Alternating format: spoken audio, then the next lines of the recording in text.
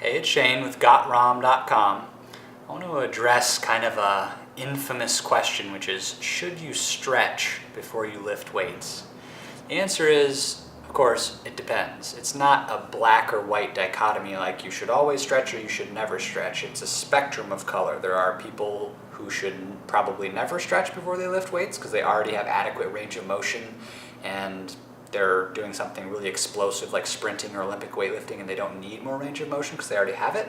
Those people probably don't need to stretch. On the other end of the spectrum, there's my 50-year-old grandpa who's lived a sedentary office worker lifestyle for his whole life, and then he's starting lifting for the first time in his life, and he has no range of motion. He probably should stretch a significant amount before he starts to lift weights or move, because he's so tight that he's not going to be able to perform any movements without compensating.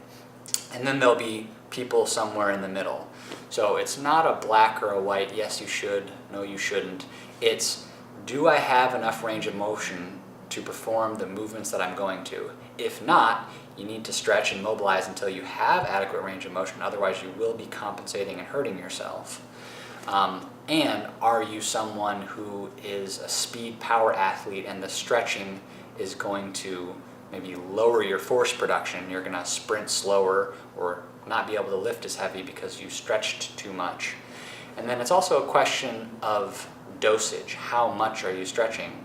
Meaning, if I am someone who cares about maximal speed, maximal strength, and I know I'm also missing a little bit of range of motion, maybe I'm going to stretch to get close to enough range of motion that I need, but not so much where it's going to limit my force production, make me lift less or sprint slower, or possibly increase my risk of injury, which if I was doing like the full splits and going for like brand new ranges of motion right before a big sprint session, that wouldn't make any sense, because new range of motion is weak range of motion, and you're more likely to pull a muscle if you have been training for the splits just prior to doing the 100-meter dash training.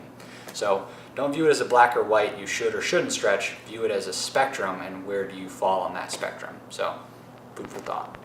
Yeah.